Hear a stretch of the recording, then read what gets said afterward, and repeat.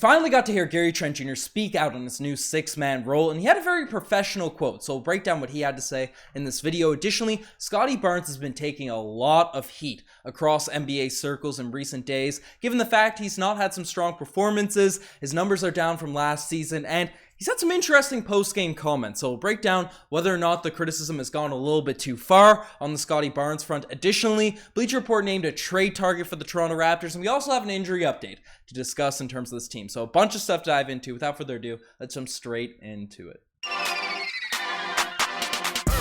Hello everybody, Ben Rogers here, the Raptors Guy, just breaking down the latest Toronto Raptors news, and we have a lot of stuff to dive into. And first, we're talking Gary Trent Jr. speaking out on his new six-man role. Now, Gary Trent Jr. is a guy that a lot of Raptors fans have been calling to come off the bench ever since we traded for him a couple seasons ago for Norman Powell. But when he was acquired, he actually did play a few games off the bench as the Raptors still had Kyle Lowry and Fred VanVleet running that backcourt for this squad, and there's no other way of putting it. Gary Trent Jr. was just bad. He was brutal coming off the bench in his first sort of half season he had with the Raptors. And then coming into the next season, we had one game where Nick Nurse randomly started Goran Dragic, the first game of the season, ahead of the star boy Gary Trent Jr. And then up until that point, or following that game, Gary's been our starting shooting guard basically all of last season and to start off this year. Now, Gary Trent Jr. is a guy that he's a high volume scorer. His game sort of fits, the traditional bench scoring role.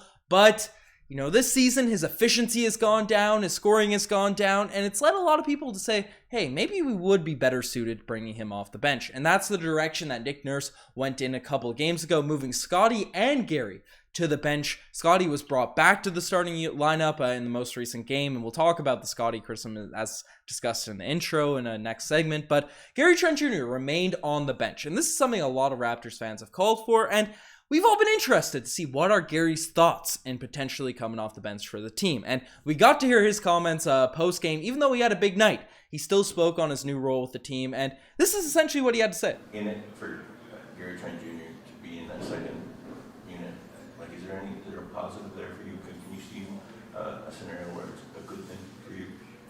Anything coach drop is a good thing. Win, lose, or draw, we're going to go with it, no matter how the situation is, and, that's what it is. So Gary's taking it pretty professionally, as, some people their egos get hit, when they move to that bench unit, especially where Gary Trent Jr. is in a contract year.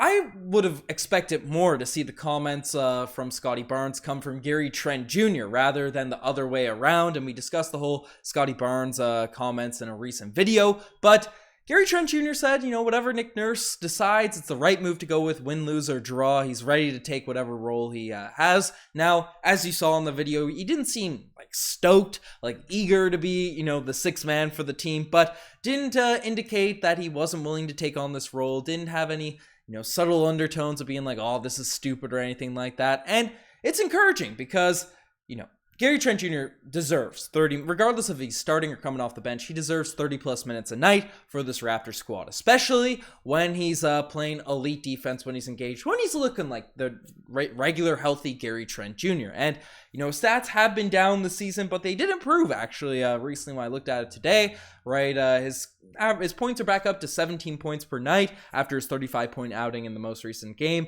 2 rebounds, 2 assists, nothing too hot there. But his steals per game have gone back up to where they were last season, and we can see the 3-point percentage slowly creeping back up. He's at 33% right now. A couple days ago, he was at 32%. So, if Gary Trent Jr. can get back to the close, high 30s, low 40s in terms of 3-point field goal percentage, if he can come out, get a few steals per game, he's looking a heck more engaged on the defensive end. He's an elite player, whether he's starting or coming off the bench. And, he did drop, 35 last game, even though they lost to New Orleans Pelicans, even though Fred VanVleet went out. He's basically the de facto starter for this team when Fred VanVleet was out. But he was getting buckets in his his most recent game coming off the bench. He was all right in his first game back from, I'm not sure if it was hip injury or illness, but against the Cavs, he was pretty solid in that game, amazing in the most recent one. So it's going to be interesting to see if Nick Nurse sees big performances from Gary Trent Jr. off the bench to mean, oh,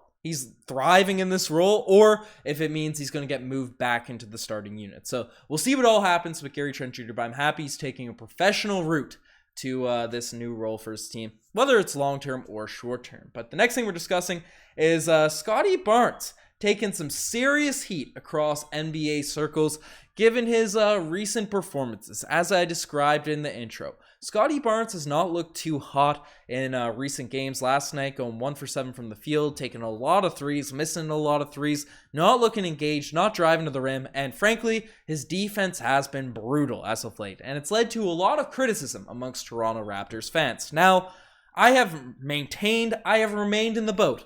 Scottie Barnes, yes, he's in a little bit of a sophomore year slump. I think it's being a little bit overstated, but I think Scottie Barnes is going to be absolutely fine. He still has that star potential. No, we shouldn't be absolutely aggravated we didn't throw him in a Kevin Durant deal. Even if he never becomes Kevin Durant, the potential for Scottie Barnes is still ridiculously high. But, while that's my take, while that's the take I maintain, NBA Twitter especially has not been maintaining this take, as well as NBA Reddit. There's a thread that got a lot of posts. Well, or this one here, or a thread that got a lot of posts, upvotes in terms of Scottie Barnes scoring 4 points, 1 of 7 from the field, 4 turnovers, -7. Scottie Barnes' disappointing sophomore season continues. He was playing so bad that he got benched for the rest of the game very shortly after halftime. Looks like he's in Nick Nurse's doghouse. While, he definitely got benched at the end of last game. He was coming off the bench in the game prior, right? Scottie Barnes has been good. He's come back from injuries. He's dealing with illnesses, or I'm not sure. No, he had the knee injury, ankle injury. It's hard to keep all of that straight, but he has been bad in his 2 games coming back from injury. But I want to remind people that a week ago, he had that crazy near triple-double performance, like close to 30-point triple-double performance. He's had some ups and downs. It is what it is, but, people are that got a lot of upvotes, that got a lot of receives, and then obviously popular Twitter account Bull World came out with this one saying Scottie Barnes right there, and the Michael Carter Williams allegations have picked back up on Scottie Barnes, which are unfortunate. They're not the allegations we're trying to see. Obviously, last year, Pascal Siakam sort of rid himself of the Julius Randle allegations, but Scottie Barnes, while we thought he ridded them of, there was a meme going around when he had that triple-double performance. We thought he ridded him of the Michael Carter Williams allegations recently, but, they're back. The allegations are back. Obviously a Rookie of the Year that ended up not being a factor in the league following his rookie season. So that's definitely not going to be the case with Scottie Barnes. I'll break down a few more memes that have been going around about Scottie. Can't believe the Raptors made Scottie Barnes untouchable in a Kevin Durant trade. Scottie Barnes is a phenomenal reminder why giving individual rookie awards to a guy in a large part due to team success is incredibly short-sighted and stupid. Scottie Barnes has shot over 50% in 5 of his last 18 games this season. 2 of them are when he shot less than 10 shots. And lots of criticism come the way of Scottie Barnes right now. I think people are, yes, he deserves criticism. Games deserve to be critiqued following that outing. But, firstly, it's stupid talking about Rookie of the Year. He was the best rookie last season.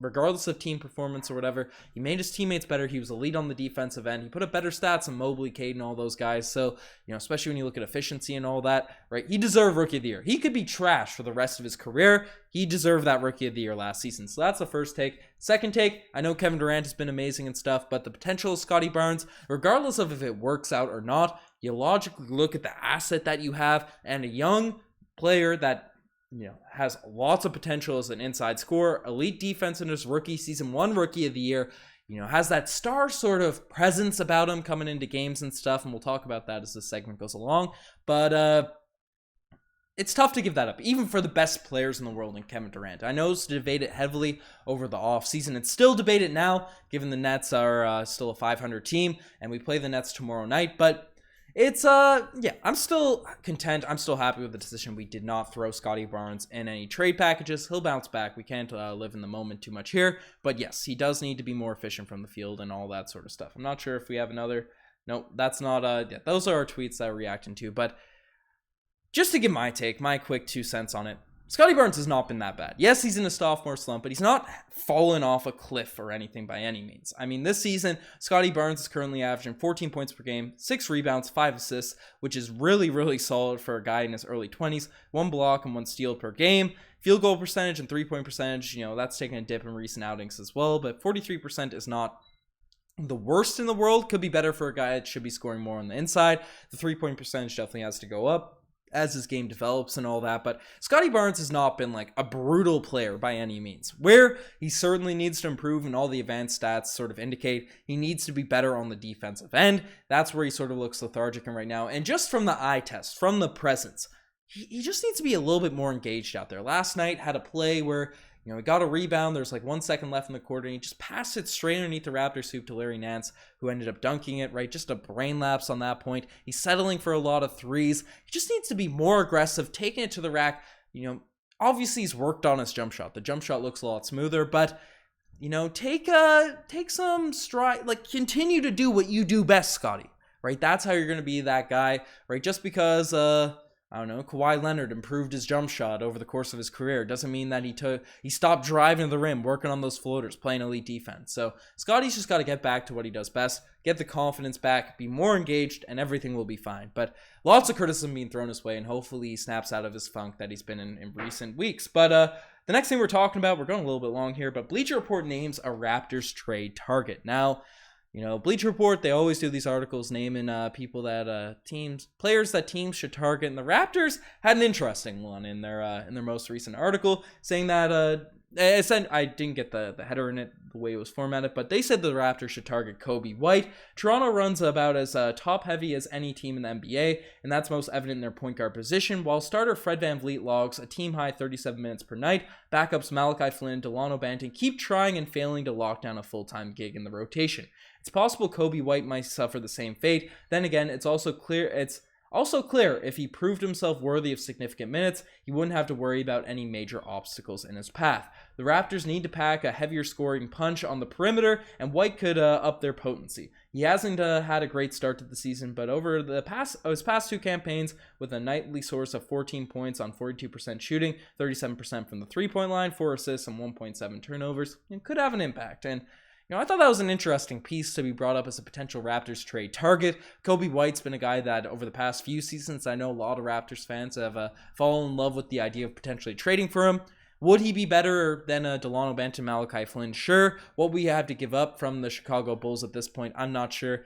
People are speculating whether or not the Chicago Bulls might start a little tank for Victor. We'll see what ends up happening on that front. But let me know if you guys think the Raptors should go after Kobe White. The final thing that we're discussing in this video is a quick Raptors injury update. A Chris Boucher and Raptors injury update. Because I know a lot of people were questioning whether or not Chris Boucher had a serious injury following that scary fall he had in last night's game. And it doesn't seem like that's the case, as it's come out that the usual suspects remain out for the Raptors. And I couldn't find a single update in terms of any report on Chris Boucher being added to the injury report. He wasn't added to anything there. So, I think Chris Boucher is healthy, and we just have Precious Achiuwa and Otto Porter Jr. still out going forward. So that's fortunate news for the Raptors, because last thing we need is another injury happening to this team. But let me know what you guys think about all this Raptor news. You guys are the best to make this far. Definitely subscribe to the channel if you haven't already.